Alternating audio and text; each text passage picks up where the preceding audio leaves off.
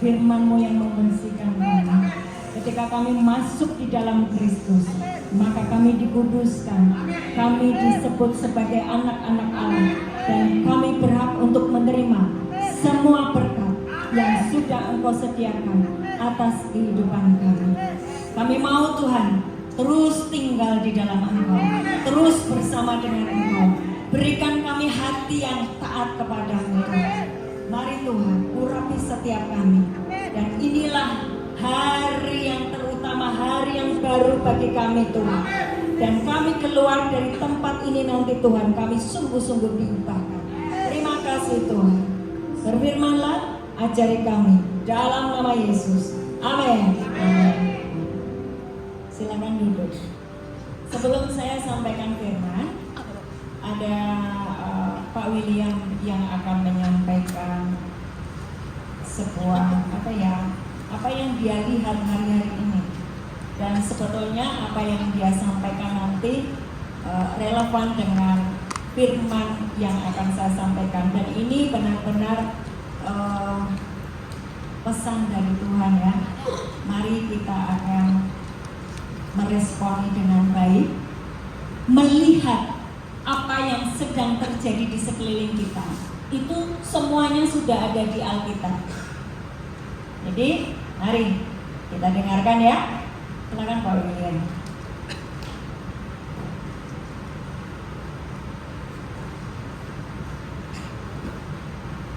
Shalom.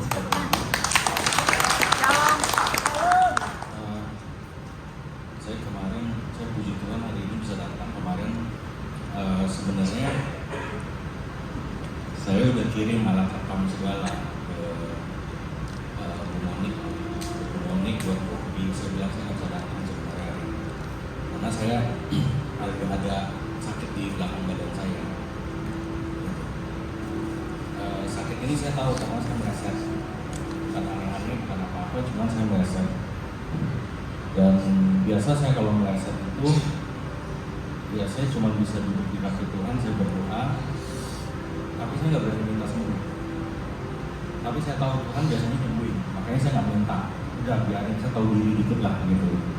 Kadang ada orang yang udah nakal, nggak jaga hidup, melesetnya disengajain, tapi berani minta sembuh sama Tuhan atau minta diberkati dan lain-lain. Tapi saya nggak berani.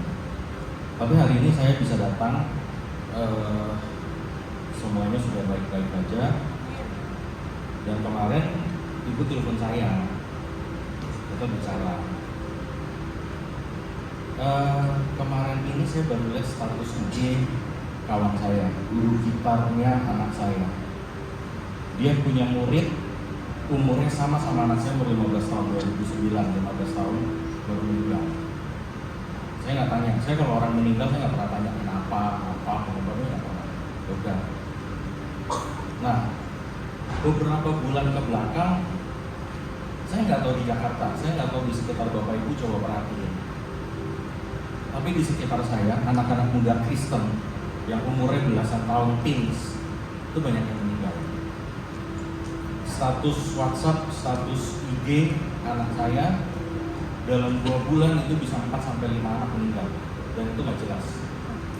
Ada satu anak pemain basket berbakat, dia mau masuk IBL, dia mau masuk, dia anak Kristen, dia mau masuk pemain nasional, masuk SMA. Pagi-pagi dia pamit sama orang tuanya, saya lupa dia yang bawa motor atau dia dibonceng, berdua temannya. Kecelakaan, temannya itu cuma baret doang, dia kepalanya kelindes truk, pecah, tragis, serem, meninggal serem. Tetangga saya orang Kristen, pemain musik, main musiknya jago banget, SMA, tapi kelasnya udah profesional, meninggal karena sakit. Pas dicek bilangnya DBD, ternyata bukan DBD. Saya nggak tahu, saya nggak tanya pokoknya. Intinya yang saya dengar begitu. Nggak ketahuan pasti penyakitnya. Terus nggak lama, 2 minggu kemudian atau seminggu kemudian anak saya ngomong lagi, ini ada lagi yang meninggal Pak. Ini ada lagi yang meninggal, ini ada lagi yang meninggal. Itu rata-rata umuran segitu SMA. Saya dulu pernah ngomong sama ibu, Bu, iblis ini sekarang sadis, dia sudah nggak keren. Dulu kita orang tua dibikin jadi pemabuk, penjudi, berzina, tapi sekarang iblis itu serang langsung ke anak-anak kita. Dan rata-rata anak sekarang itu rusak oleh gadget. Waktu itu saya pergi ke pasar, pulang dari pasar di mobil. Biasa saya suka bincang-bincang, saya ngobrol sendiri sama yang teman saya samping. Saya bilang, kenapa ya kok anak-anak sekarang ini liar-liar, serem-serem. Kalau bapak ibu ngikutin berita tuh aneh-aneh berita. Ada anak-anak yang SD di kuburan, kalau ada yang pernah tahu, dia masih SD itu melakukan hubungan. SD kelas berapa kali? Nggak sampai kelas 6 SD. Itu seram sekali. Itu semua saya tanya kenapa itu gadget. TikTok, IG, Facebook, Shorts, games. Anak saya sejak saya tobat tahun lalu, 2022, 11 Januari 2023 itu, berjalannya waktu. Kalau saya langsung stop game. Saya suka game, saya pemain game. Saya stop game, anak saya stop game, semua uninstall. Game apapun saya uninstall semua. Kecuali dia kan main basket. Kalau basket saya masih oke. Yang bahaya itu yang bunuh-bunuh.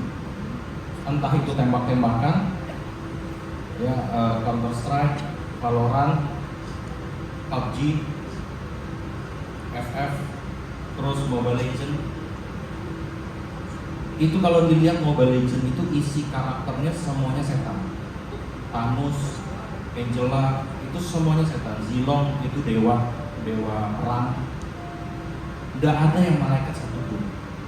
Bahkan sebenarnya ada satu game di luar negeri di Cina itu karakternya benar-benar karakter dari agama. Jadi di situ ada Siddhartha Gautama, ada Kuan Yin, ada Yesus. Diadu tuh, berantem tuh, ada skill-skillnya, ada berantem diadu gitu. Jadi itu sakit dan itu mereka anggap ya ini kan cuma game gitu. Dan kita sebagai orang tua terkadang karena kita mau santai ya, kita rasa capek pulang kerja, anak mau cerita, akhirnya kita bilang udah mama nonton YouTube aja, mama lagi capek. Kita itu harus mulai serius nanggepin anak-anak kita itu. Sebisa mungkin jangan dikasih gadget. Anak saya itu planningnya sebenarnya sebelum COVID, dia boleh pegang handphone setelah SMA 1 baru saya mulai kasih pegang handphone seharusnya. Tapi karena kondisi yang mengharuskan kita kasih gadget ke anak, akhirnya saya tidak bisa apa-apa saya kasih. Tapi mereka tidak boleh pakai password, mereka tidak boleh delete message di dalam WhatsApp. Saya boleh buka handphone dia kapan aja. Jangan ikutin aturan dunia. TikTok, IG itu banyak sekali cara mendidik anak, tidak bisa seperti zaman dulu. Sorry, saya itu zaman dulu daripada zaman sekarang. Gak bisa Bu, saya udah lihat, ikutin pakai zaman sekarang, lihat sekarang hasilnya apa. Sorry ya, orang kalau main game, kalau ibu perhatiin, ibu bapak perhatiin, bahasanya apa ya, bukan jadi bodoh, jadi blokon tuh apa ya, pelangak gitu. Kita panggilnya cuman, nanti panggil bisa. Hah? Apa? Kita ngomong musuh 3 kali, 4 kali, 5 kali, 6 kali, 10 kali diulang-ulang, dia gak masuk. Karena otaknya rusak oleh game. Kita harus menjaga anak-anak kita. Kadang kita itu mikirin warisan untuk anak. Sebagai orang tua, kita kerja mati-matian, siapin rumah, siapin perusahaan, siapin usaha untuk anak kita lanjutin supaya dia nggak susah. Saya nggak bilang salah, Pak. Cuman masalahnya terkadang kita itu terlalu sibuk.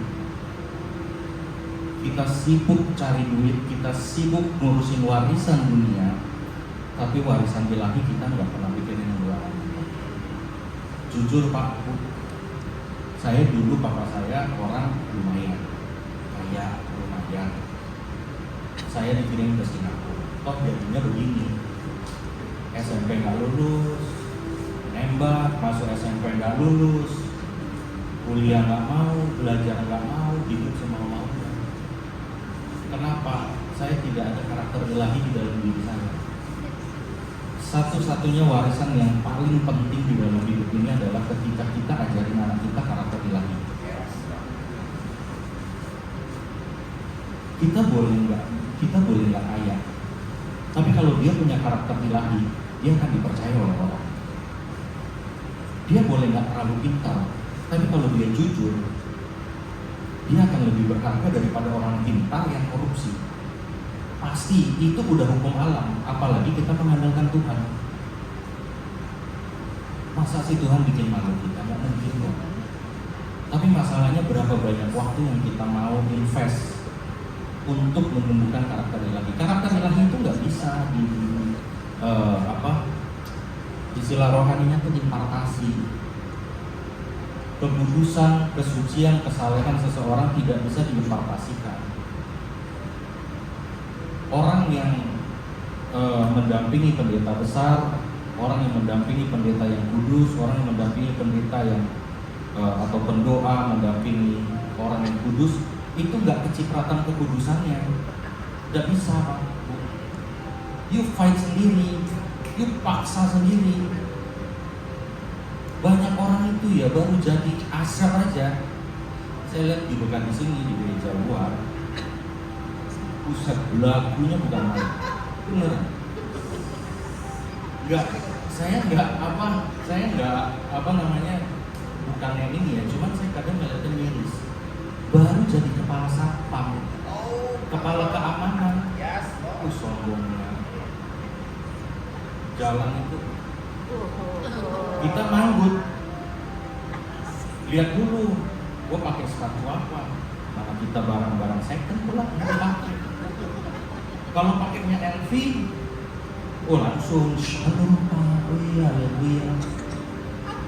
Serius, mereka pikir mereka dipercaya nih sama gembala menjadi asyir, dia pikir dia kudus. Kekudusan itu bukan hal satu kali seumur hidup. You harus fight setiap hari. Setiap hari kita bikin salah, pasti bikin salah. Mata satu, mulut dua, tangan saringan, ya kan? Ya, mata, mulut, tangan, ya kan? Apalagi sekarang WhatsApp, komen YouTube, komen itulah media sosial. Saya sih main media sosial. Saya itu punya IG cuma buat naikin quote doang. Quote gembala sidang, naikin selesai, udah saya nggak lihat yang. Saya lihat cuma lihat tapi saya nggak pernah komen. Mata, pikiran, hati, tangan, ya pokoknya 6 lah kira-kira. Sehari 6 pasti kita bikin salah, pasti nggak mungkin. Masalahnya sehari Bapak Ibu berapa kali ketemu Tuhan? Ada enggak setengah jam? Orang ada yang bilang sama saya, ayatnya di mana? Ada. Kalau saya buka ayatnya nanti disuruhnya 1 jam. You mau pakai ayat apa? Udah nggak usah, percaya aja. Kalau nggak percaya, Bapak Ibu lihat di waktu Yesus doa di Taman Getsemani. Dia doa turun, murid-muridnya tidur. Dia bilang, tidak dapatkah kamu berjaga-jaga dengan aku sekian jam saja? Ibu-ibu yang putusin sendiri, Bapak Ibu putusin sendiri mau berapa jam. Tapi saya kemana-mana saya ngomong ke anak-anak muda setengah jam. Karena perubahan anak kita tidak akan bisa terjadi kalau kita nggak berubah. Kita nggak ketemu Tuhan, kita nggak akan berubah. Kekristenan itu cuma punya satu standar. Kudus, tidak bercacat, tidak bercela, nggak ada kompromi. Tapi kan saya masih dagang, ya dagang yang jujur. Nggak mungkin Pak bisa dagang yang jujur. Kayaknya nggak mungkin. Saya juga dagang kok. Saya ngomong kok, barangnya rusak, sorry Bu, orang udah pesan, sorry, saya bikin masakannya gagal, nggak bisa, dimarahin, risiko. Makanya setiap hari kita harus ketemu Tuhan untuk memperbaiki diri kita. Kalau enggak, kalau kita tidak kudus, kita tidak bersih, bagaimana kita mau melindungi anak kita? Kita kan mau doain anak kita supaya dia dilindungi terus. Tapi kalau keadaan kita tidak berkenan di hadapan Tuhan, you doa sampai jungkir balik pun Tuhan nggak akan dengar. Saya selalu kasih tahu Yesaya 59 ayat 1 dan 2. Nanti boleh dibaca. Bukan tangan Tuhan kurang panjang, atau bukan kupingnya kurang tajam, telinganya kurang tajam untuk mendengar, tapi dosa kita yang menghalangi. Masalahnya cara beresin dosa kita gimana? Menghadap Tuhan. Gak bisa nitip doa Bu pendeta, Pak pendeta tolong ya doain saya. Gak bisa. Ibu pendetanya doain kamu pun kalau kamunya gak bertobat, gak ketemu Tuhan, gak bisa. Gak bisa minjem iman, nebeng iman tuh gak bisa. You harus bangun iman kamu sendiri. 1 Petrus 1 ayat 15-17. Tetapi hendaklah kamu menjadi kudus di dalam seluruh hidupmu, sama seperti Dia yang kudus, yang telah memanggil kamu. Sebab ada tertulis, kuduslah kamu sebab aku kudus. Dan jika kamu menyebutnya Bapa, yaitu Dia yang tanpa memandang muka menghakimi semua orang menurut perbuatan, maka hendaklah kamu hidup dalam ketakutan selama kamu menumpang di dunia ini. Dulu saya nggak ngerti, hidup kok harus takut sama Tuhan. Kita kan dulu kan teman setan, ya toh? Sekarang udah enggak kan? Dulu saya teman setan, akrab sama setan,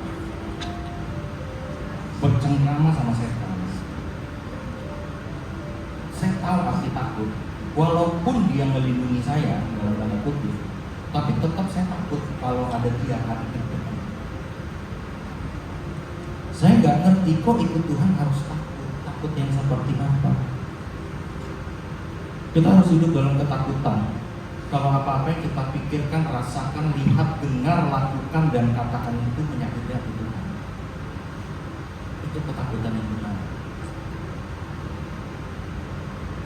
Jangan sombong lah kita ini. Jangan, ya itu yang saya bilang, jangan baru jadi usher, baru didoain ibu, baru sedikit dekat sama ibu, baru jadi apa namanya, singer, WL, pemain musik, apapun itu. Kita itu nggak ada apa-apanya di mata Tuhan. Pelayanan itu bukan jalan menuju kekudusan. Pelayanan itu adalah rasa syukur kita kepada Tuhan, makanya kita melayani Tuhan. Jadi jangan dibolak-balik. Saya sudah melayani Tuhan kok Tuhan. Saya diajarkan di gereja, jangan mengharapkan kebahagiaan dari dunia ini. Saya terapkan itu dalam hidup saya, nggak pernah mengharapkan kebahagiaan dari dunia ini. Nggak bisa, ini nggak akan dapat kebahagiaan dari dunia ini. Apapun yang saya mau, duit, jabatan, apapun itu nggak akan membawa kebahagiaan bagi saya. Tapi Tuhan ajarkan saya lebih ekstrim. Jangan mengharapkan kebahagiaan dari Tuhan. Saya juga kaget. Maksudnya Tuhan, kalau kamu datang sama aku, datang yang tulus, jangan ada maunya. Kalau kamu memberi, beri yang tulus, jangan ada maunya. Jangan mengharapkan apa-apa. Saya lakukan itu sampai hari ini, saya dibiarkan Tuhan. Serius, bukan saya yang hebat, Tuhan yang hebat. Satu Alkitab ini, saya kan baca Alkitab nih, belajar baca Alkitab setahun. Yang saya pahami satu, dari perjanjian lama sampai perjanjian baru, sampai habis itu buku, cuma satu: setia dan taat, tunduk kepada Tuhan, kamu akan diberkati. Ya, aminnya jangan yang diberkatinya, depannya juga diikuti, diaminin juga. Jangan maunya yang buntutnya. Saya rasa pada hafal ya ayatnya. Allah turut bekerja dalam segala untuk mendatangkan kebaikan. Bagi apalah belakangnya, depannya doang ya apa? Nggak bisa. You nggak sayang Tuhan nggak bisa. Jangan klaim-klaim janji Tuhan itu setengah-setengah. Ada tanggung jawab dan hak. Selesaikan tanggung jawab kita. Tanggung jawab kita adalah menjadikan semua murid bangsa. Bukan menjadikan semua orang jadi orang Kristen, tapi menjadikan semua bangsa muridku, bukan semua bangsa orang Kristen. Kalau kita nggak kudus nggak bisa. Hati-hati anak-anak kita. Pesan saya cuma satu sih, cabut gadget semua. Jangan kasih password. Orang ada yang bilang sama saya, tuh, oh berarti kalau dia udah dewasa boleh ya. Kita mengawasi anak-anak itu, kalau saya punya prinsip ya, saya belum tua banget, anak saya masih kecil. Tapi saya punya prinsip, saya mengawasi seumur hidup. Tapi saya stop membuat keputusan atau membantu dia untuk membuat keputusan di saat umur 21 tahun. Sebelum 21 tahun, jangan harap lu punya handphone lu kasih password. Gak ada cerita, semua barang saya di rumah, handphone saya, handphone istri, handphone anak, semuanya tidak ada password, cuman kita semua tahu passwordnya. Saya bisa baca handphone istri bisa baca handphone saya bisa baca handphone anak saya. Saya tahu dia sama yang mana, lagi suka sama siapa suka sama saya tahu semua. Gitu. Saya nggak masalah ya, yang namanya anak kecil, anak-anak suka-sukaannya sok aja, nggak masalah. Cuma saya bilang jangan pacaran sampai kamu kuliah udah mau selesai baru kamu pacaran. Jangan pacaran. Dan dia dengarkan itu. Dan hidup kita harus kita ubah. Caranya gimana? Saya udah berbagai cara saya coba. Cuman yang ampuh kalau buat saya pribadi itu doa setengah jam minimal sehari. Itu harus. Kedua, mesbah keluarga. Setiap hari kamu harus ajak anak dan suamimu menyembah Tuhan, baca Alkitab. Harus, gak bisa enggak. Ya, karena hari-hari ini seram sekali. Saya bimbing ada 2 orang di gereja saya, anak muda. Dia itu yang satu kesian. Dia sekolah kuliah teologi, sekolah pendeta. Dia mau stop di semester ini. Ya. Dia itu terjebak sama cowok yang non-Kristen. Dia mau dijadikan budak seks sama orang itu. Untung ketemu sama kita. Gitu. Bukan saya hebat, tapi Tuhan tunjukkan dia bahwa dia percaya. Dan saya bimbing dia dalam Tuhan. Ya, dia sudah ada pikiran untuk putusin cowoknya. Saya nggak paksa, saya nggak pernah mau maksa orang apa-apain. Dia pikir sendiri. Saya bimbing kamu mikir sendiri. Dan saya sampai hari ini nggak pernah doain orang. Itu tahu saya paling pernah mau doain orang. Orang telepon saya, Pak tolong doain, doa sendiri. Saya nggak mau. Buat apa? Saya doain. Kamu doa, bebanmu itu lebih besar daripada beban saya doain kamu. Si A sakit, minta saya sembuhin, saya kan nggak sakit. Dia bukan siapa-siapa. Teman bukan, ketemu juga kepaksa. Ya kan? Saya punya beban apa untuk doain orang? Tapi kalau kamu doa sendiri, itu bebannya jauh lebih besar. Ya, jadi pesan saya itu aja, hati-hati. Jangan sampai anak-anak kita itu hilang. Saya tuh deg-degan, serem. Kalau ngelihat begitu serem. Dan saya tuh sebenarnya kadang saya tuh doa, Tuhan kenapa sih saya harus tahu hal-hal seperti ini? Kok aku jadi yang biasa-biasa aja lah. Kadang tuh kalau apa yang saya omong, apa yang saya lihat kejadian tuh serem. Makanya ada orang yang bilang, kok gimana sih caranya begitu?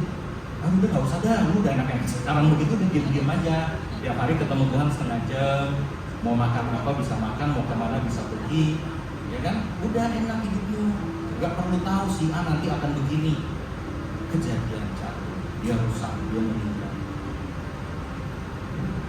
Jadi itu aja, saya cuma bilang bahwa gadget, pokoknya Instagram, TikTok, pokoknya medsos dah, hapus saya udah. Hapus semuanya. Anak anak punya, hapus semuanya. Kecuali you buka, di dalamnya 90% firman Tuhan. Wah ini si pendeta dari Amerika, di swing lagi, pendeta Afrika, di swing lagi, pendeta dari Solo, swing lagi pendeta dari Semarang, di swing lagi pendeta dari mana. Gak apa, berarti dia punya isi memberkati hidup dia. Tapi saya nggak yakin sih, 95% sih anak-anak muda isinya nggak jelas. Keren-kerenan lah, inilah itu. Ya, Bapak Ibu, jadi itu aja yang mau saya sampaikan. Kemarin saya share ini ke Ibu, beban saya itu anak muda ini, bukan anak muda loh, anak-anak kecil, udah pada meninggal, nggak jelas. Kita mulai dari kita. Satu lagi, kalau di meja kumpul, tolong emak bapaknya yuk jangan pegang handphone. Saya kemarin jalan di food court, saya jalan dari cuci tangan sampai ke meja saya, itu semua gini. Itu di meja ada 4 orang ini. Sejalan. Sekarang itu kalau enak loh makan di restoran, ramai pun tenang. Ya nggak banyak berisik. Begini semua. Makanan datang. Udah. Nah kita kan jadi aneh ngelihat orang nih kumpulan anak-anak muda teriak-teriak, bercanda-bercanda, nggak pegang handphone mereka. Aneh nggak ngelihatnya? Berisik banget sih ini orang, bener nggak? Ngerasain nggak kayak gitu? Padahal yang bener yang itu, kita yang nggak bener. Zaman dulu sebelum ada handphone kan begitu, kita gitu. Saya juga sama, saya kalau ngeliat orang gitu saya juga gitu tuh. Berisik amat sih ini orang gitu. Mau rumah lu apa? Gitu kan, suka gitu kita. Padahal itu yang benar, yang begitu dia salah. Ya, Bapak Ibu ini dikurangin. Itu aja sih. Ya, Tuhan berkati. Terima kasih. Ayat yang barusan yang dia sampaikan, kasih dan setia, dari Kejadian sampai dengan kitab Wahyu, itu dia bilang tadi Quran 2, kasih dan setia. Ya, kasih, taat dan setia. Taat dan setia itu ada di Amsal 3. Kalungkanlah itu di lehermu, jangan lepaskan. Ketika engkau memakai kalung taat dan setia, kasih dan setia itu, engkau akan mendapat yang namanya favor of God and favor of man. Jadi supaya engkau dikasih Tuhan, dikasih sesamamu, mendapatkan banyak kemudahan-kemudahan, engkau harus memakai kalung kasih dan setia, taat dan setia. Ya. Hari ini iblis kerjanya tidak alus-alusan tapi langsung disaut. Beberapa waktu yang lalu saya melihat 2 anak gosong karena main game sembari dicas. Bener-bener keluar dari rumah gosong semua, dari ujung kepala sampai ujung kaki. Itu kemana tempatnya? Neraka. Karena memang ada berhala sejak dari masa kecil. Hari ini kita punya judul mengingkari kodrat ilahi dan kembali menjadi debu. Mengingkari kodrat ilahi, jangan diaminkan. Jangan diaminkan ini. Ini saya hanya memberitahu. Kalau engkau mengingkari dirimu sebagai kodrat ilahi, engkau akan kembali menjadi debu, gosong. Ya, yang di luar, mari silakan duduk di dalam supaya kita belajar firman hari ini ya. Gak ada sekolah minggu ya? Ada sekolah minggu? Anak-anak ada sekolah minggu? Ya. Ibu-ibunya nggak usah banyak-banyak yang di luar ya, supaya mendengar firman hari ini. Mengingkari kodrat ilahi dan kembali menjadi debu. Bapak Ibu pengen lama dengan saya apa sebentar saja? Lama? Benar ya? Ya. Yang ngantuk nanti tak suruh duduk depan. 2 Petrus 1 ayat 3 sampai 4. 2 Petrus 1 ayat 3 sampai dengan 4. 2 Petrus 1 ayat 3 sampai 4. Bapak Ibu, saya izinkan main handphone tapi mencatat ayat. Lo kan sudah ada prolognya, bukan saya ngomong ya kan. 2 Petrus 1 ayat 3 sampai 4. Karena kuasa ilahinya telah menganugerahkan kepada kita segala sesuatu yang berguna untuk hidup saleh. Saya mau semua orang mengucapkan ayat ini. Dimulai dari ayat 3, 2, 3. Karena kuasa ilahinya telah menganugerahkan kepada kita segala sesuatu yang berguna untuk apa? Hidup saleh. Oleh pengenalan kita akan Dia yang telah memanggil kita oleh kuasanya yang mulia dan ajaib. Jadi karena kuasa ilahinya Dia menganugerahkan kepada kita segala sesuatu yang berguna untuk hidup saleh. Orang hidup saleh itu tidak bisa karena kekuatannya sendiri. Itu karena kuasa ilahi yang dari Tuhan. Karena apa? Yang sebulan lalu saya beri pelajaran 2 orang di depan sini, ada pintu. Yang satu masuk, yang satu masih di luar. Yang satu itu masuk itu di dalam Dia, di dalam Kristus. Maka saya punya akses untuk menerima segala berkat di surga. Efesus 1 ayat 3. Di dalam Kristus saya dikuduskan, saya dijadikan suci, saya dibenarkan. Di dalam Kristus saya menjadi anak Allah. Efesus 1 ayat 3 sampai 14 hafalan. Bapak Ibu tidak bisa menjadi orang yang kudus, yang ilahi tanpa engkau masuk di dalam Dia. Atau firman hanya engkau jadikan informasi, tapi engkau tidak mengerjakannya. Itu sebagai informasi. Engkau tidak bisa menjadi kudus. Ya, kuasa ilahinya telah menganugerahkan kepada kita segala sesuatu yang berguna untuk hidup saleh. Ayat 4, baca bersama-sama 2, 3. Dengan jalan itu Ia telah mengaruniakan kepada kita janji-janji yang berharga dan sangat besar, supaya olehnya kamu boleh mengambil bagian dalam apa? Kodrat ilahi, dan luput dari hawa nafsu dunia yang membinasakan dunia. Perhatikan bahwa hawa nafsumu menghancurkan hidupmu, membinasakan hidupmu, membuat engkau kehilangan keselamatan. Ya, kodrat ilahi itu apa sih? Divine nature. Engkau menjadi ilahi.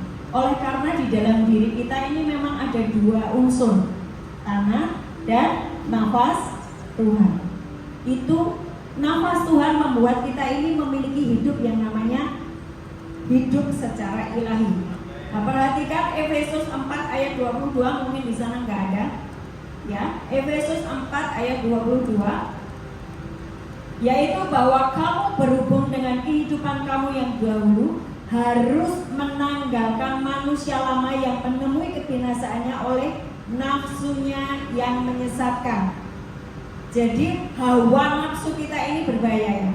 Bisa menghancurkan kehidupan kita, bisa membuat kita ini kehilangan yang ilahi. Sampai di sini bisa ditangkap saya? Nah, dosa membuat yang ilahi tadi engkau tinggal jadi yang jasmani gitu. Dan itu kalau dibiarkan terus menerus, ya percuma Tuhan Yesus mati buat hidup kita. 1 Petrus 2 ayat 9. Saya mau tanya dulu, waktu ada anak-anak kecelakaan di jalan, kemudian kelindes truk gitu ya, itu agenda Tuhan apa belum? Apa bukan? Enggak, bisa paham semua ya? Bukan agenda Tuhan. Kalau ada orang yang kena narkoba, itu agenda Tuhan bukan? Bukan. Agenda Tuhan selalu yang baik. Jadi jangan ada yang KKS, jangan ada yang punya prinsip wes nasibe, sudah takdir itu sudah suratan takdir, nggak ada loh, nggak ada. Tuhan membuat segala sesuatu rencananya baik dan penuh sejahtera. 1 Petrus 2 ayat 9. Tetapi yuk, kamulah bangsa yang terpilih, imamat yang rajani, bangsa yang kudus, umat kepunyaan Allah sendiri, supaya kamu memberitakan perbuatan-perbuatan yang besar dari Dia yang telah memanggil kamu keluar dari kegelapan kepada terang yang ajaib. Ini yang ilahi. Tuhan menyediakan kepada kita kehidupan ilahi. Engkau bisa menjadi penengah antara orang berdosa dengan Tuhan. Engkau bisa naik ruang tahta dan mendoakan orang-orang sekelilingmu, mendoakan saudaramu, istrimu, anakmu, bisnismu. Engkau bisa, karena engkau tidak membuang yang ilahi tadi. Dosa membuat engkau kehilangan yang ilahi. Jadi kalau engkau merasa hari ini ada dosa di dalam dirimu, segera beresi, supaya engkau tidak kehilangan kodratmu sebagai manusia ilahi. Terjemahnya di TPT, ya, ini bagus banget ya. Namun engkau adalah harta pilihan Tuhan.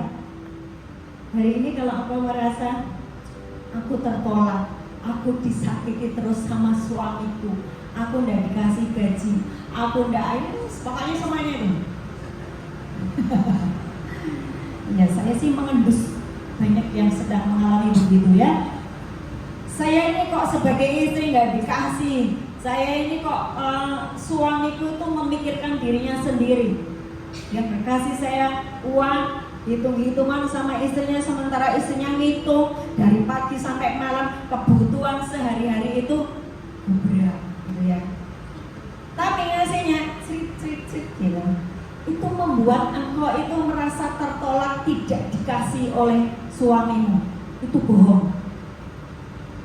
Waktu engkau mendapatkan firman Tuhan dan engkau memakai itu menjadi pola pikirmu, itu akan mengubah keadaanmu yang rasa-rasanya engkau miskin, tapi engkau bisa menjadi sangat kaya karena firman itu kau masukkan di dalam pikiranmu.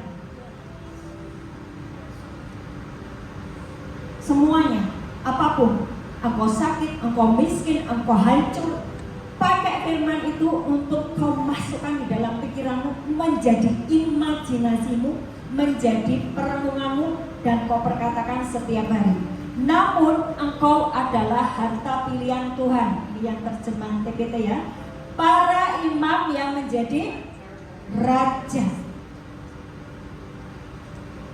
Ibu-ibu, dengerin semuanya, atau siapa bapak-bapak, menurut saya kira bapak-bapak ini sudah ya. Tapi ibu, kalau engkau merasa engkau sedang dikhianati, engkau sedang dibuang rasanya, engkau tidak dipelihara oleh siapapun, baca ayat ini, foto itu, atau nanti minta KKS ya, ayat ini ya. Engkau adalah harta pilihan Tuhan, para imam yang menjadi raja. Loh, saya ini miskin kok saya disebut raja. Itu kondisimu, itu kodratmu. Katakan, itu kodrat saya, bahwa saya ini adalah raja dan imam. Saya adalah imam yang tinggal di dalam kerajaan. Hari ini kalau orang memfitnah saya, hari ini kalau ada banyak orang menyakiti saya, menghina saya adalah imam yang tinggal di kerajaan. Saya adalah imam sekaligus raja. Katakan amin. Waktu itu kau ucapkan terus menerus, maka itu akan terjadi. Ada sebuah perubahan di dalam kehidupanmu. Karena apa? Firman yang kau ucapkan tepat sesuai dengan apa yang kau butuhkan, itu seperti frekuensi, dan frekuensi itu naik di ruang tahta, dan ruang tahta akan berkata yes, terjadilah. Stop memaki-maki suamimu, stop komplain karena bosmu, stop. Lebih baik engkau cari firman Tuhan, ucapkan itu, deklarasikan itu. Karena kau sedang menciptakan sesuatu lewat firman. Dia yang memanggilmu keluar dari kegelapan untuk merasakan cahayanya yang menakjubkan. Dan sekarang dia mengklaimmu sebagai miliknya. Dia melakukan ini agar Anda dapat menyiarkan keajaiban-keajaibannya yang mulia itu ke seluruh dunia. Haleluya. Jadi kamu ini sudah dipanggil dari kegelapan kepada terangnya yang ajaib.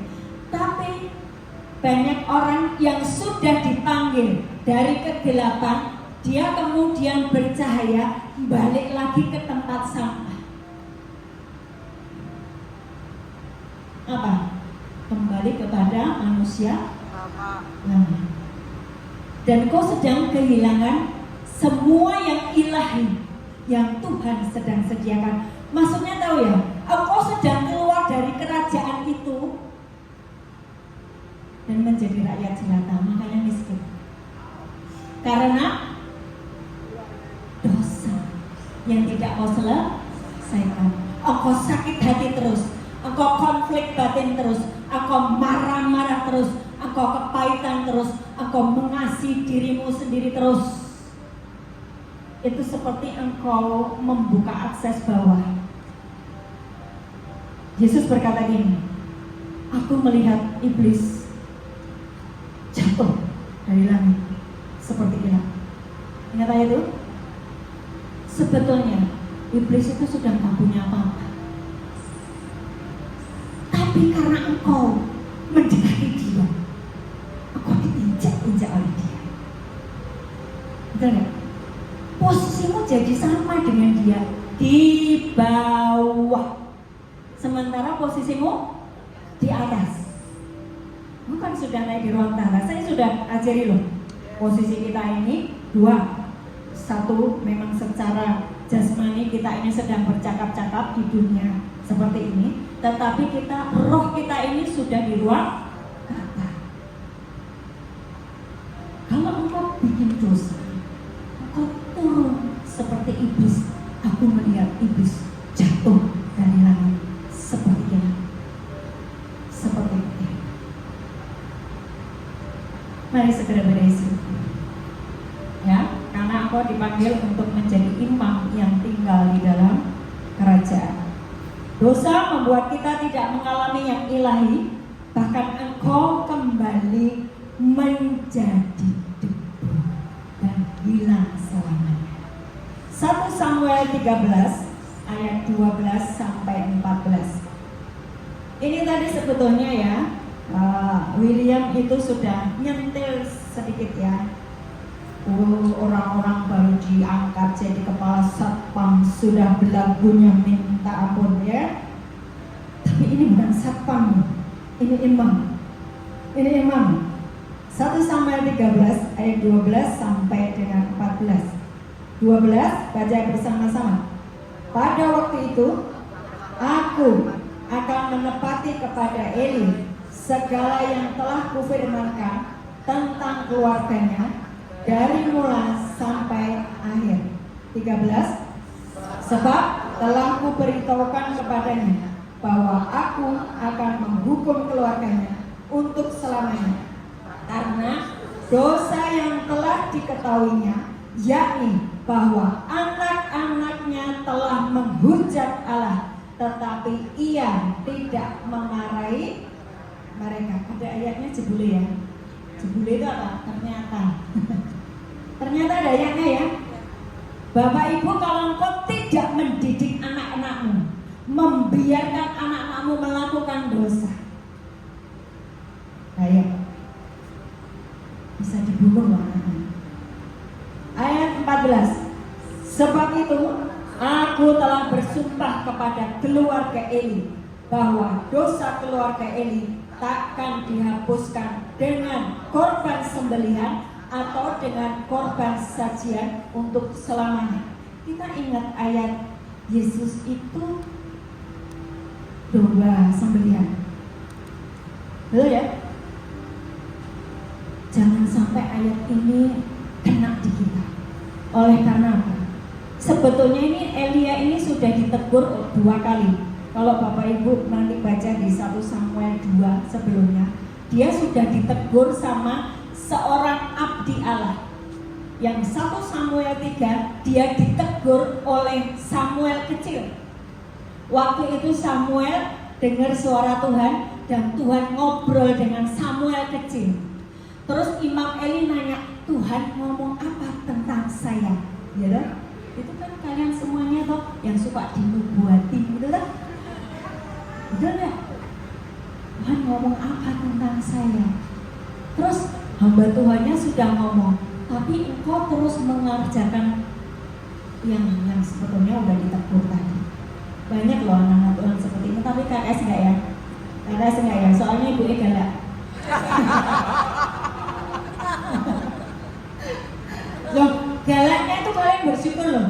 Artinya kamu diperhatikan. Ya, kalau kamu dibiarkan, bos malah jadi debu. Wow, kasihan ya. Kalau saya galak mencabut semua yang error di kamu, memang nggak enak, nggak apa-apa. Tapi nanti sebentar engkau menikmati kehidupan tinggal di dalam kerajaan. Amin. Oke. Apa sih kejahatan anak-anak Eli? Ada yang tahu kejahatan anak-anak Eli? Ada di 1 Samuel 2 ayat 11 ya. Itu adalah kejahatan di rumah Tuhan ya. Tiap kali ada korban sembelihan, harusnya kan semua daging dimasak dulu, dibakar dulu. Tapi dia nggak maunya mentahnya. Loh, padahal aturan imam semua harus dibakar sampai habis, baru nanti boleh dimakan, boleh diambil. Itu enggak mau. Pokoknya aku mau mentahnya. Itu Imam Eli dan anak-anaknya. Kejahatan di rumah Tuhan. Saya menganggap KKS semuanya adalah hamba-hamba Tuhan. Amin. Enggak. Ya. Kalian semua hamba Tuhan? Kalau kalian hamba Tuhan, hati-hati. Jangan sampai melakukan kejahatan di rumah Tuhan. Nah itu, kalau anak-anaknya itu nggak dibolehin ngambil, dia akan memaksa, dia akan membuat huru-hara supaya daging itu tetap dia dibawa pulang mentah. Ngeri kan? Banyak nggak sekarang di hari-hari ini? Banyak. Tapi bentuknya bukan daging, tapi yes. Terus apalagi kejahatan anak-anak Eli? 1 Samuel 2 ayat 22. Apa? Elia telah sangat tua apabila didengarnya segala sesuatu yang dilakukan anaknya terhadap semua Israel, dan bahwa mereka tidur dengan perempuan-perempuan yang melayani di depan pintu kemah pertemuan. Dosa perzinahan. Hamba-hamba Tuhan berzina dengan pelayan-pelayannya. Ini keras loh. Bahkan korban darah sembelihan tidak akan menghapus dosa. Bu, itu kan perjanjian lama. Perjanjian baru ada Ibrani 10. Kalau engkau sengaja berbuat dosa, maka tidak ada korban penghapus dosa. Kurang apa? Kalau engkau sengaja berbuat dosa setelah mengerti kebenaran, lu udah tahu kebenaran, tapi sengaja terus berbuat, tidak ada korban darah penghapus dosa. Eli itu dia udah dosa berarti udah lama ya, tapi masih pelayanan toh, masih pelayanan toh, belum dihukum toh, hukumannya nanti. Sebetulnya hukumannya nanti itu untuk diberi kesempatan dia lanjut ya. Kalau dosa Eli itu apa? Dosa Eli itu di 1 Samuel 2 ayat 29. Boleh dibacakan? Ada yang mampu membacakan? 1 Samuel 2 ayat 29. Silakan. Ada yang bantu? Mengapa kau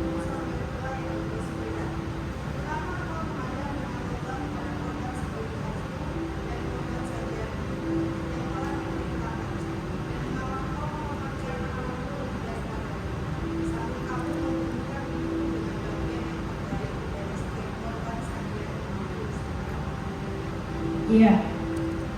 Memandang dengan serakah korban sajian. Jadi untuk apa? Menggemukkan dirinya sendiri. Jadi uang yang ada untuk gereja, untuk ibadah, untuk pelayanan Tuhan itu dipakai untuk dirinya sendiri. Nah, itu juga membuat engkau kehilangan yang ilahi. Sementara yang ilahi tadi apa? 2 Petrus 1 ayat 4, ya. Dengan jalan itu telah mengaruniakan kepada kita janji-janji yang sangat berharga, sangat besar, supaya olehnya kamu boleh mengambil bagian di dalam kodrat ilahi dan luput dari hawa nafsu dunia yang membinasakan dunia. Sebetulnya orang-orang yang demikian sayang sekali ya. Dia sebetulnya itu sudah naik ya. Secara roh ya, kalau dia sudah dipanggil sebagai hamba Tuhan, menjadi pelayan-pelayan Tuhan, berarti kan dia sudah naik ya posisinya. Tapi ketika dia melakukan kejahatan yang tidak segera diselesaikan, berarti dia turun, keluar dari semua yang Tuhan sudah sediakan. Oleh karena apa tadi? Hawa nafsu dunia. Bu, bagaimana ya Bu caranya supaya saya tidak jatuh di dalam hawa nafsu dunia? Bagaimana caranya? Hah? Efesus 1 ayat 3 sampai 14. Ini kalau belum ada yang bisa jawab berarti banyak yang belum paham Efesus 1 3 sampai 14. Bu, itu pelajarannya udah sangat tingkat tinggi. Kita kan baru belajar. Oh, maklumlah Bu. Tapi saya itu kalau ngajar tak ulang-ulang loh, bener nggak? Iya. Yang jadi masalah tidak mau ulang bapak ibunya. Di dalam Dia engkau dikuduskan, di dalam Dia engkau dibenarkan, di dalam Dia segala dosamu diampuni, di dalam Dia engkau menjadi anak Allah, di dalam Dia engkau ini tubuh dan Yesus itu kepala. Berarti sudah nyatu. Bisa paham? Kenapa banyak orang masih jatuh bangun di dalam dosa? Karena masih di luar Dia, malas mengucapkan firman, malas ngulik firman, malas ibadah, malas untuk merenungkan firman, dicantolkan di otaknya. Gak ada itu. Jadi ketika dia keluar, tadi firmannya apa? Saya lupa. Harusnya dicatat, diulang-ulang. Kalau saya lagi hamba Tuhannya, kecepatan ngomongnya, saya rekam. Itu lebih enak. Jadi waktu saya sampai rumah, saya tinggal ngulang. Bukan berarti kalau saya seperti ini terus kalau ada hamba Tuhan lagi khotbah saya nggak dengerin. Saya dengerin, saya ulang-ulang karena apa? Pelajarannya pasti ditambah. Yang saya punya baru segini, yang dia punya segitu, tambah, ditarik. Ya.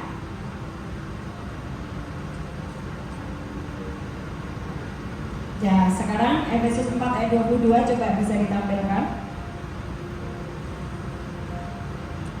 Efesus 4 ayat 22. Yaitu, sudah? Baca bareng-bareng ya. 2, 3. Yaitu bahwa kamu berhubungan dengan kehidupan kamu yang dahulu harus menanggalkan manusia lama yang menemui kebinasaannya oleh nafsunya yang menyesatkan. Dulu waktu saya baca ayat ini itu berlalu begitu saja. Tapi kalau hari ini saya mengerti, ternyata manusia lamamu itu berbahaya buat keselamatan jiwa. Itu yang membuat engkau tidak memperoleh seluruh janji Tuhan. 2 Korintus 5 ayat 4. Engkau mengalami yang namanya tekanan hidup. Oleh karena apa? Tidak mau menanggalkan yang lama. Sementara kamu mau masuk di dalam dunianya Tuhan, masuk di dalam kerajaannya, tapi yang lama gak mau kamu tinggalkan. Itulah engkau mengalami tekanan hidup. 2 Korintus 5 ayat 4. Nah, bisa kelihatan gak? Yaitu bahwa bisa nggak? Coba di handphonenya masing-masing. 2 Korintus 5 ayat 4. Ini sudah saya ulang-ulang di Zoom, tapi saya tahu tidak semua orang mengikuti Zoom saya. Ya, beruntunglah Mbak Dr. Novi atau siapa yang setia mengiringi saya, itu pasti hafal. Ibu nanti ngomong ini, ibu nanti ngomong ini, ibu nanti ngomong ini. Pinter dia. Dr. Novi itu dulu nggak bisa ngomong, tapi karena setiap hari ketika saya Zoom dia ada, sekarang dia pinter ngomong. Isinya plek dengan yang saya omong. 2 Korintus 5 ayat 4. Dibaca 2, 3. Sebab selama masih diam di dalam kemah ini, kita mengeluh oleh beratnya tekanan, karena kita mau menanggalkan materi yang baru itu, tanpa menanggalkan yang lama, supaya yang lama itu ditelan oleh hidup. Sebab selama masih diam di dalam kemah ini, kita mengeluh oleh beratnya tekanan.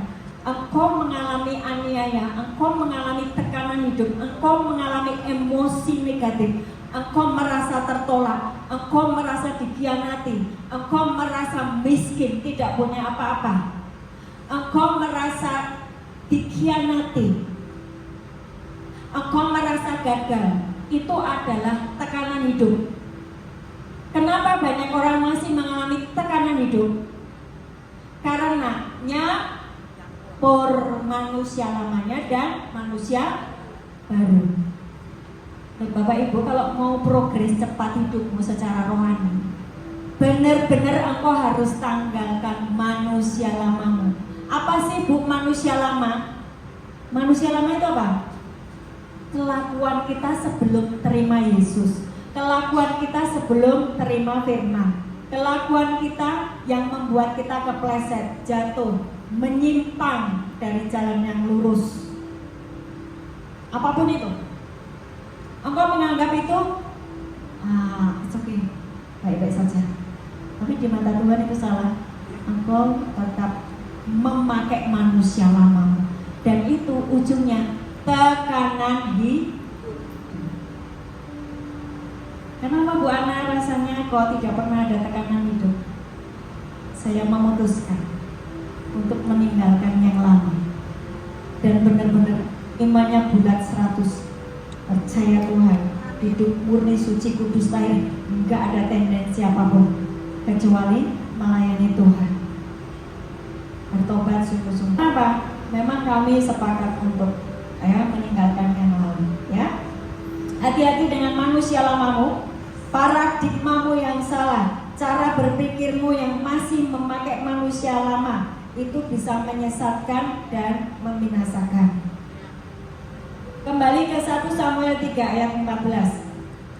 1 Samuel 3 ayat 14.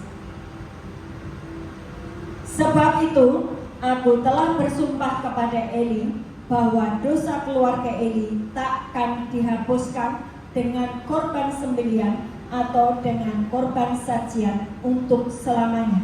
Yohanes 1 ayat 29.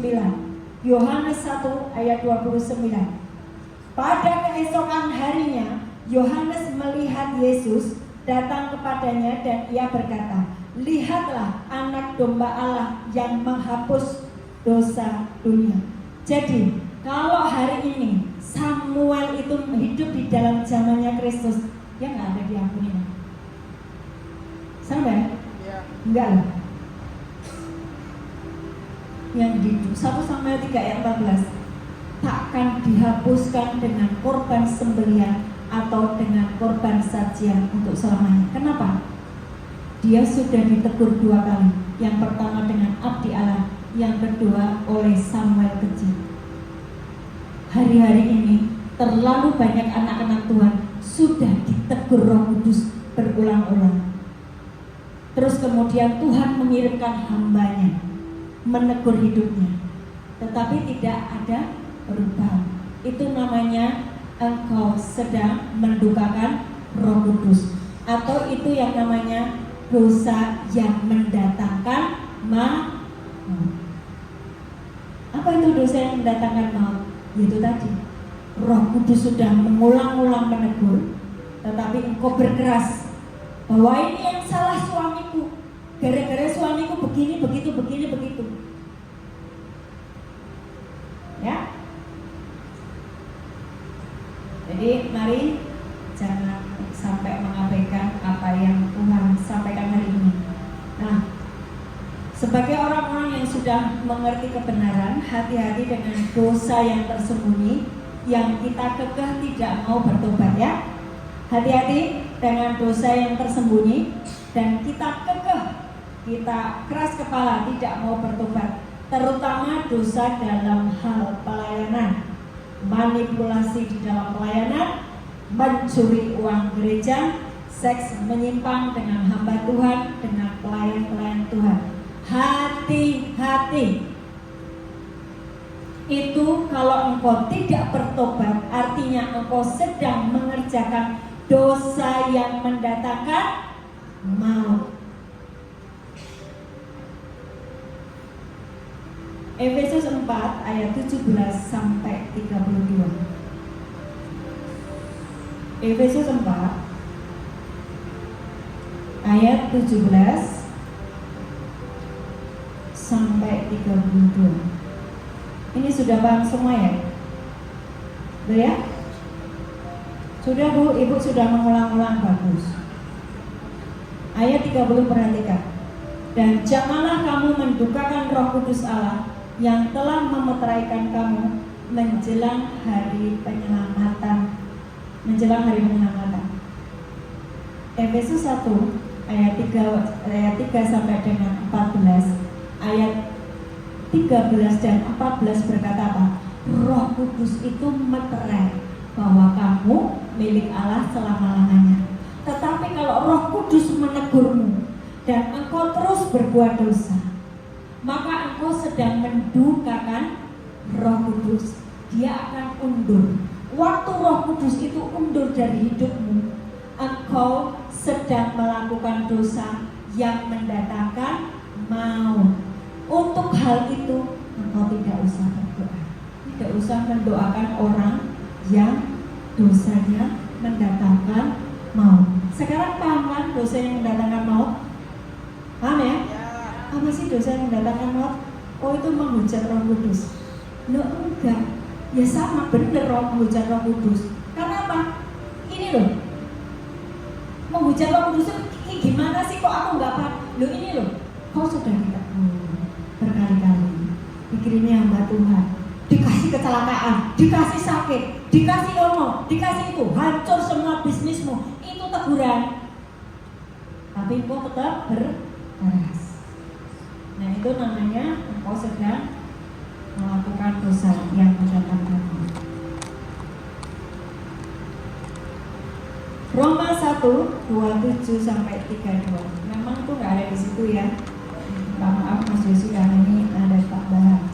Ada apa nggak ya?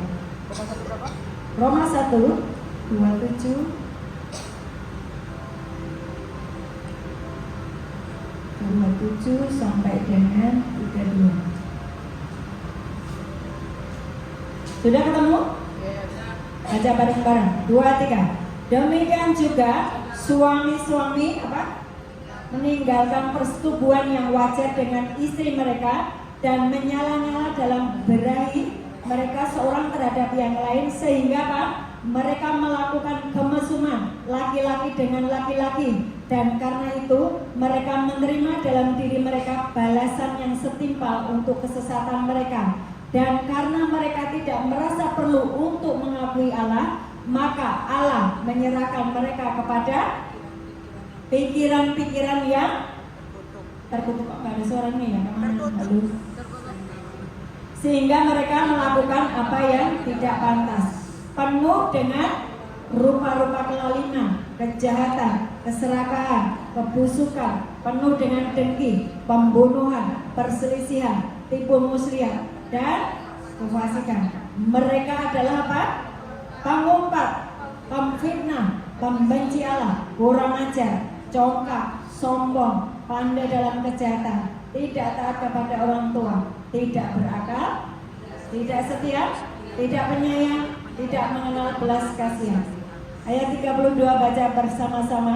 Sebab walaupun mereka mengetahui tuntutan hukum Allah, yaitu bahwa setiap orang yang melakukan hal demikian patut dihukum mati, mereka bukan saja melakukannya sendiri, tetapi mereka juga setuju dengan mereka yang mereka lakukan. mereka setuju. Dan hari-hari ini sedang terjadi loh. Hari-hari sedang terjadi apa yang sedang dibuat oleh Alkitab. Nah, dampak dari kekerasan hati kita akan dosa itu mendatangkan maut. Kita buka buktinya ya. 1 Samuel 4 ayat 10 sampai 11. Satu sama apa?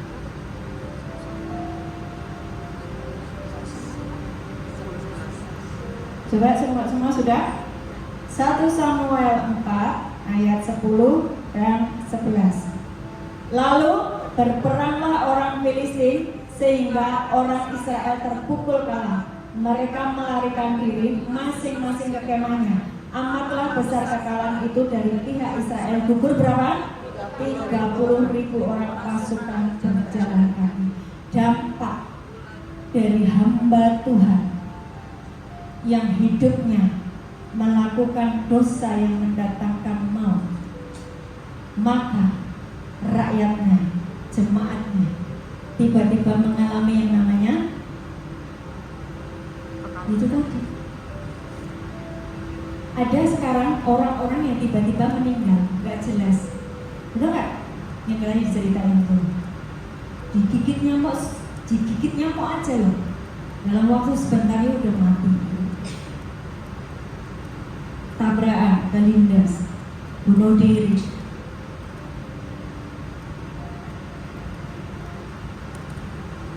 Ini bukan hanya dosa Eli sebagai imam, tetapi dosa dari Eli sebagai orang tua yang tidak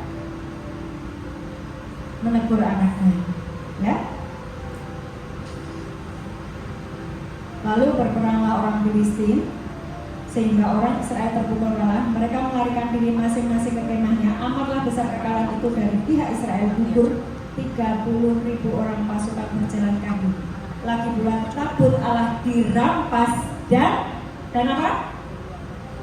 Kedua anak Eli, Hofni dan Pinehas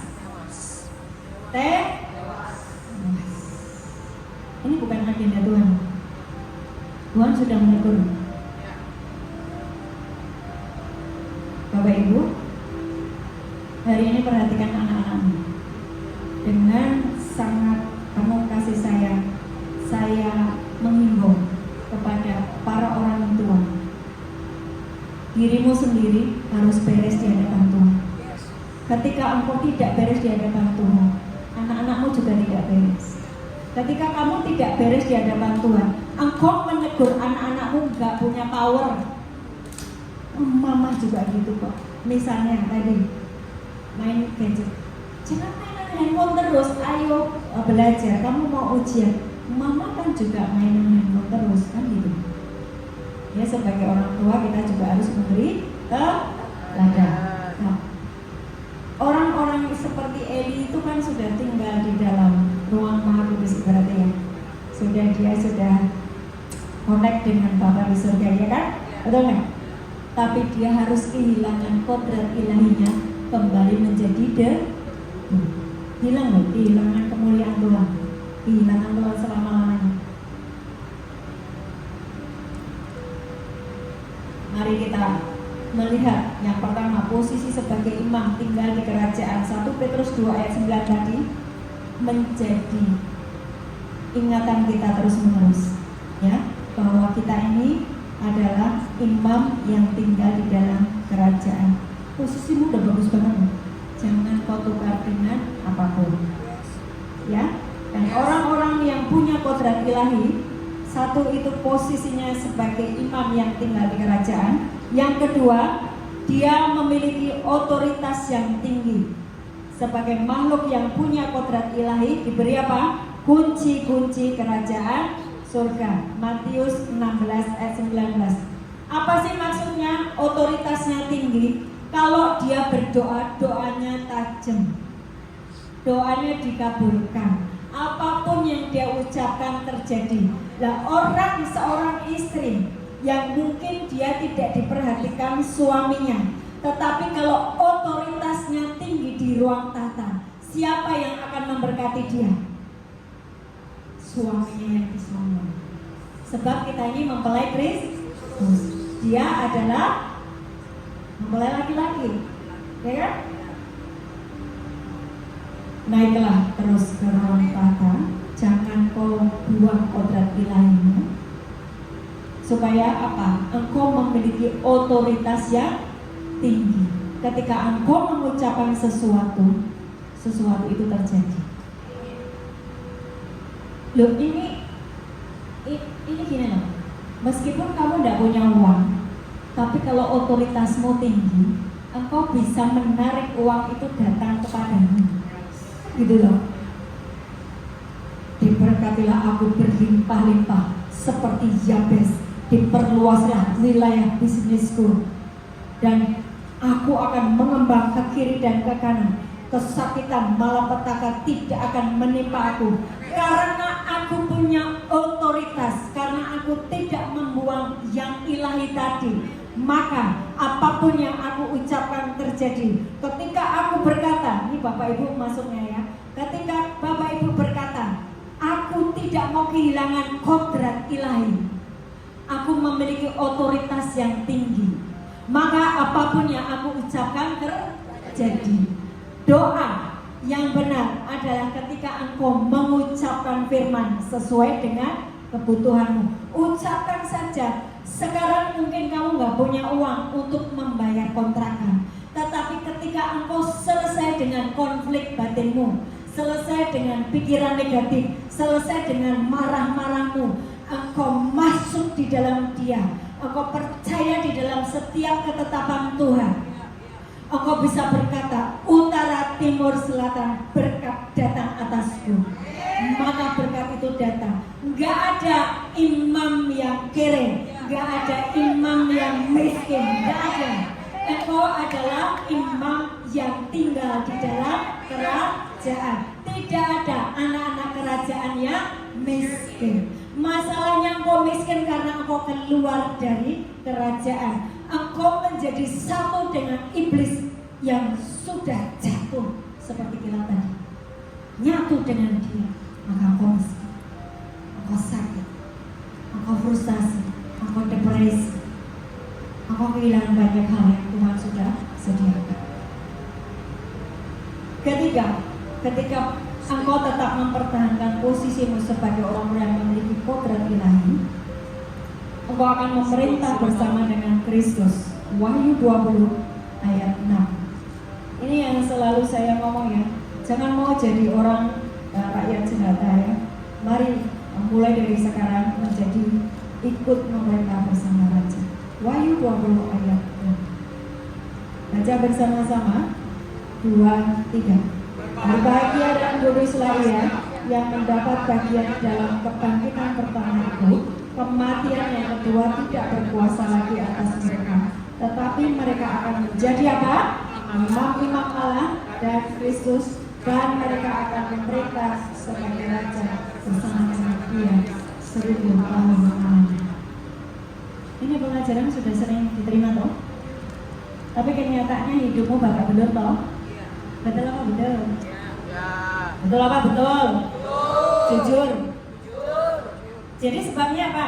Sudah tahu kan? Sebabnya apa? nyampur, manusia lamanya masih dipakai. Sementara dia merasa dia sudah hidup baru. Itulah yang disebut tekanan hidup. Itulah kenapa engkau menjadi miskin. Karena apa? Keluar dari kerajaan. Ini paham enggak? Ada yang mau tanya? Ada yang mau tanya? Ada yang mau tanya enggak? Hah? Ya, tanya silakan.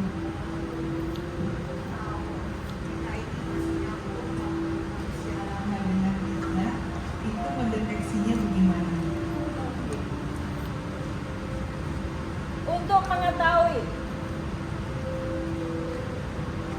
Untuk mengetahui saya ini masih campuran dengan manusia lama, cara mendeteksinya bagaimana? Itu sebetulnya Bapak Ibu tahu.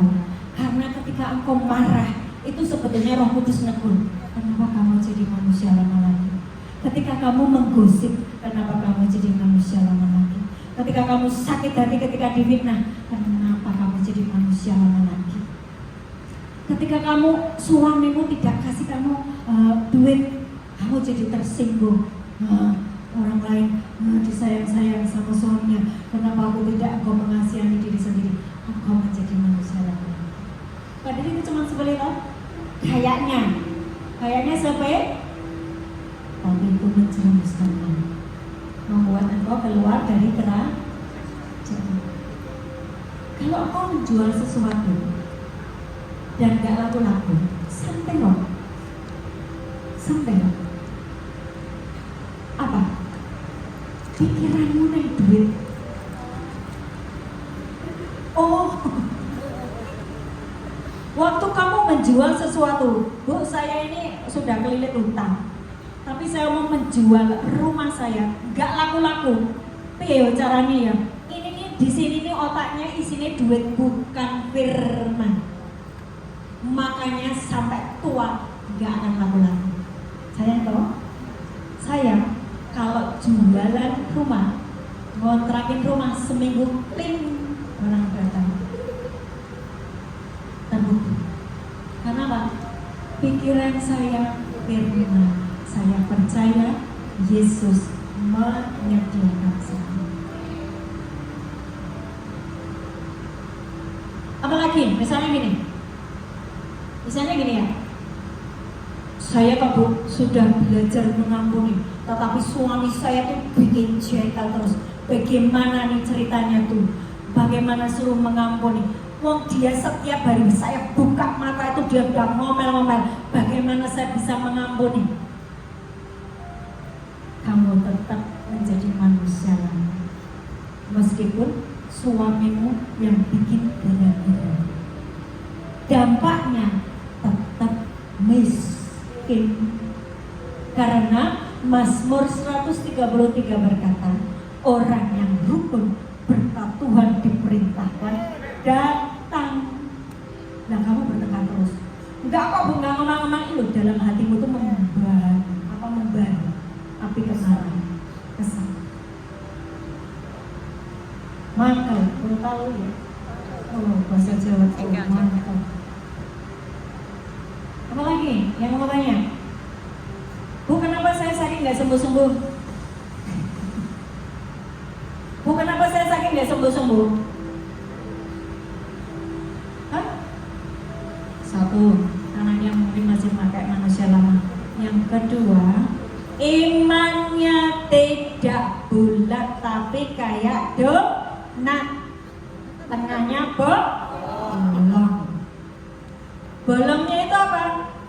Loh, fakta mengatakan dokter ini kanker stadium 4, ini autoimun, ini apalagi lah kecepet sarafnya lah, yang lumpuh lah, yang ono lah, yang inilah, donat. Itu nggak sembuh-sembuh. Jadi kalau saya melihat ya, kalau orang itu kalau imannya nggak bulat, saya tunggu dia bulat dulu, saya capek.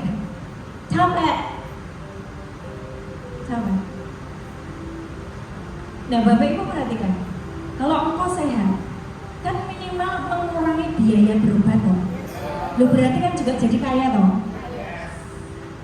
Loh Bu, saya dokter loh Bu, Ibu jangan ngomong gitu, nanti saya nggak punya pasien. Kalau hari ini engkau dokter, engkau dipakai untuk melayani orang di luar sana yang tidak kenal Yesus. Sampaikan Yesus kepada mereka. Sembari aku ngomong, di tanganku ada kuasa otoritas untuk menyembuhkan, dalam nama Yesus sembuh. Sembari kau kasih obat, nanti kamu dokter yang dicari banyak orang, tapi bukan anak Tuhan yang ngerti firman. Anak Tuhan yang ngerti firman sudah sembuh dengan dirinya sendiri. Sudah sembuh. Mau sakit apa? Mau ini urat saraf kecepit. Loh, si saksinya nih. Waktu saya 2 hari menjelang ke lapas Kendal, ini gak bisa jalan. Saya ngangkat jemuran tiba-tiba nggak boleh ya. Jadi harus pelan-pelan. Udah usur ya, udah usur. Jangan usur. Kita kan udah usur. Pelan-pelan. Itu kan belum ada ubahnya dari saya. Masih muda. Terus ya, jangan maksud gitu langsung. Nanti sini kecepret semua. Tapi ini kayaknya penyakit ini lagi menyerang banyak anak-anak Tuhan di KKS karena simbolnya ibunya alami. Ibunya alami. William itu alami. Kemarin dia ngomong, Bu, saya sudah nitip alat rekam ke tempatnya Moni. Nah, kamu mau ngapain? Kamu ada acara? Enggak. Saya hanya agak tidak enak badan. Mari kita berdoa. Kamu sakit apa sih? Wah, ada serap-serap yang rasanya gimana gitu. Yuk, saya ngalami, kamu juga ngalami. Kesembuhan. Jadi waktu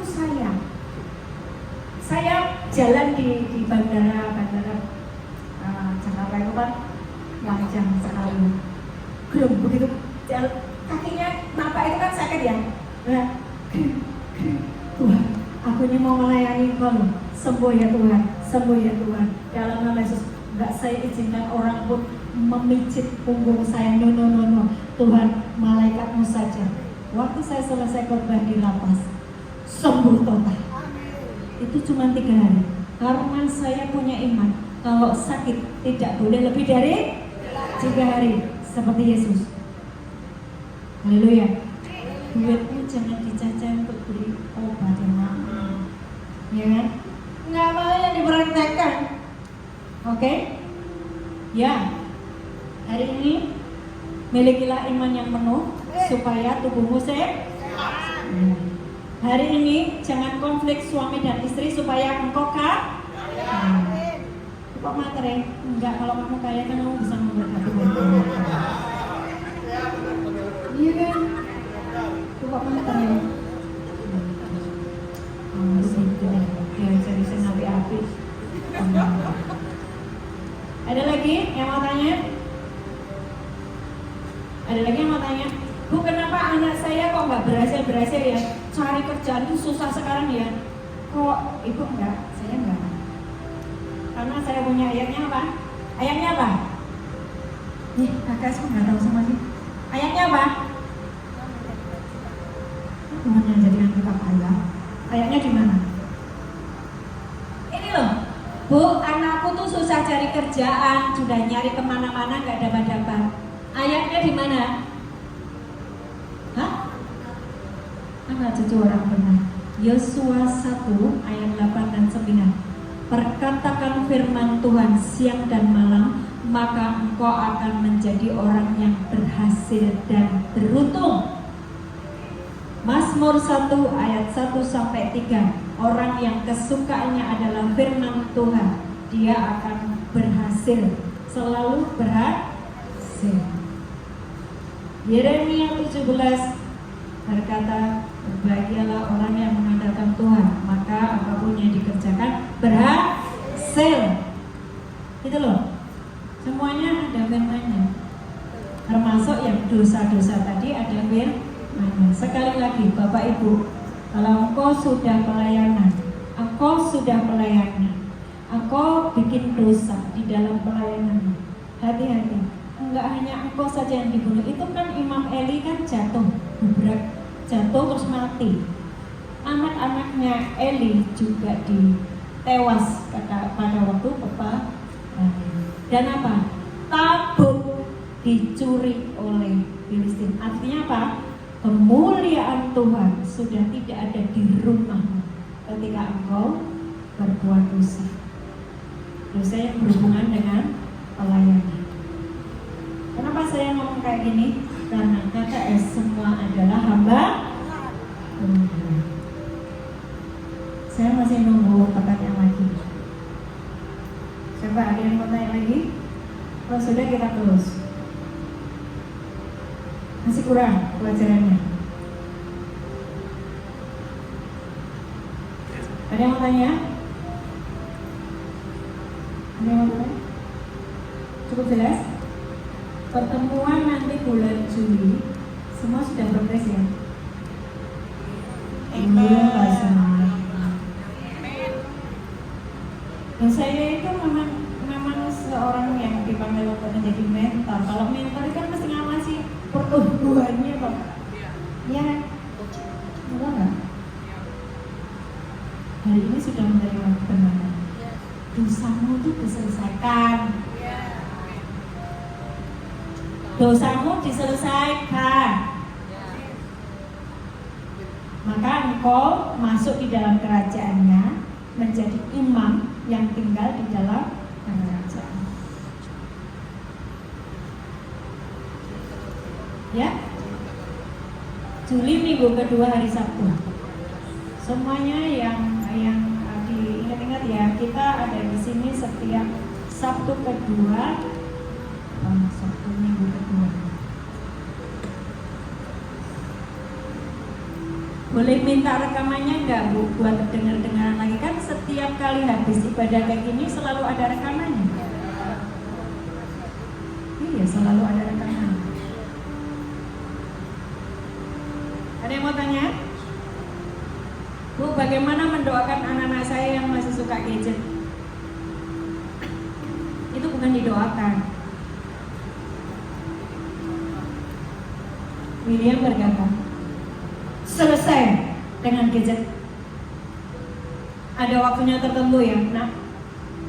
Kalau Sabtu saja 1 jam, Minggu 1 jam. Selanjutnya mari kita bermain, ngobrol, berenang, kita jalan-jalan, ngobrol. Karena apa? Spirit jahat itu sedang mengintip anak-anak. Suci kesini. Suci sama Monik sini. Saya punya cerita suci sama Monik. Kamu ceritain.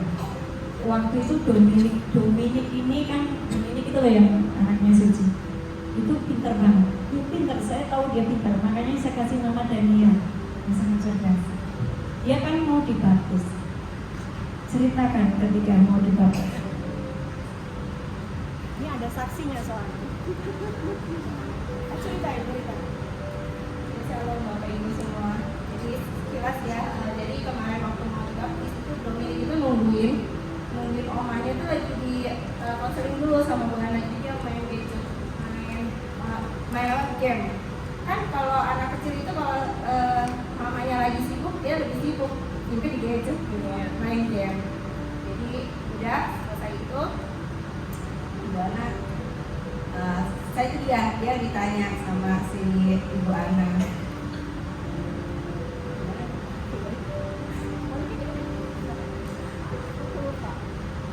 Jadi saya itu kan nanya, kamu kesini mau ngapain?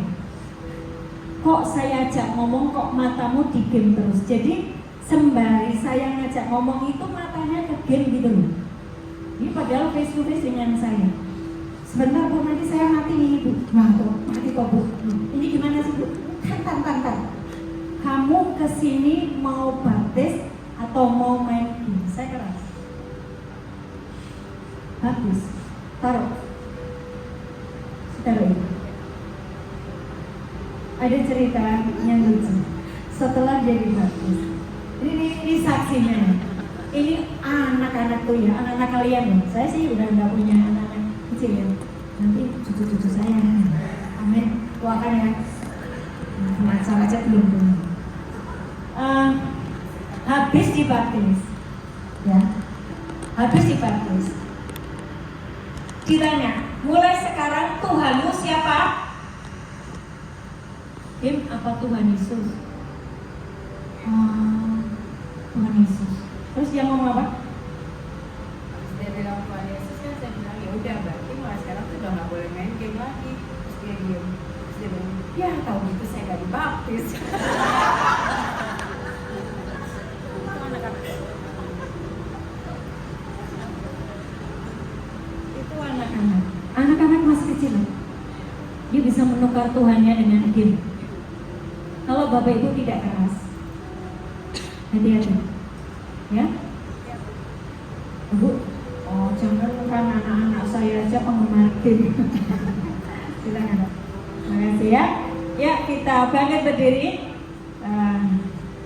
Kita akan tutup ibadah ini. Bapak Ibu diberkati ya.